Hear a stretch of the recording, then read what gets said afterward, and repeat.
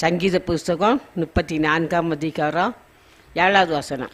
கர்த்தருடைய தூதன் கர்த்தருடைய தூதன் அவருக்கு பயந்தவர்களை கர்த்தருக்கு பயந்தவர்களை சூழ பாளையம் இறங்கி அவர்களை விடுவிக்கிறார். அவர் விடுவிக்கிறார். பார்த்தீங்களா, கர்த்தருடைய தூதன் அவருக்கு பயந்தவர்களை என்ன செய்யற, சூழ பாளையம் இறங்கி அவர் விடுவிக்கிறார். அது மாத்திரம் இல்ல, கர்த்தருடைய நாமத்துக்கு பயந்திருக்கும் போது நம்மளால யார் உதிக்கிறா?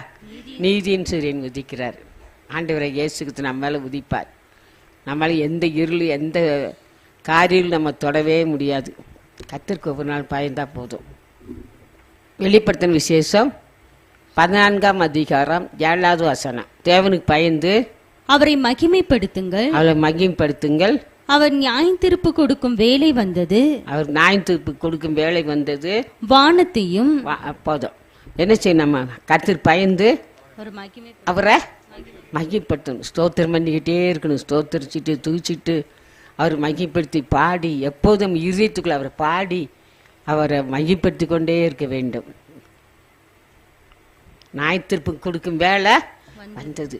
நம்ம எப்போதும் அவர் பயந்து மகிமைப்படுத்தி கொண்டே இருக்கணும். தேவனை தூச்சிட்டு ஸ்தோத்திரம் பண்ணிட்டுமே இருக்க வேண்டும்.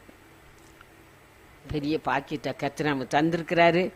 அந்த பாக்கியத்தை நம்ம யாரும் இழந்து போகக்கூடாது. இன்னொரு யாரும் வாசிப்பாத.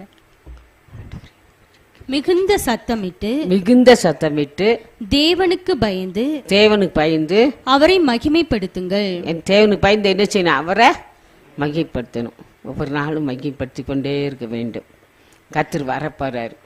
அவர் மகிமைப்படுத்தி கொண்டே இருக்க வேண்டும். அவர் ஸ்தோத்திரம் பண்ணி துச்சிட்டே இருக்க வேண்டும். அவர் எப்போ வருவாரோ தெரியாது. ஆனால் அவர் சொன்ன ஒவ்வொரு வாக்கு தத்தங்களும் நிறைவேறிடுச்சு. நம்ம துச்சிட்டும் ஸ்தோத்திரம் பண்ணிட்டுமா இருக்க வேண்டும். அதான் தாவீது கர்த்தரை எக்காலத்தின் ஸ்தோத்திரத்தை அவர் துதி எப்போதும் என் வாயில் இருக்கும். எப்போதும் அவர் துதிச்சு ஸ்தோத்திரம் பண்ணிகிட்டே இருக்க வேண்டும். அதான் சொல்கிறார், கர்த்தர் பயந்து அவரை மகிமைப்படுத்துங்கள். ஏன்னா ஞாயிற்றுக்கு நாளும் நெருங்கிடுச்சு. நம்ம தூச்சிட்டு ஸ்தோத்திரம் பண்ணிகிட்டே இருக்கணும். அல்லேலூயா.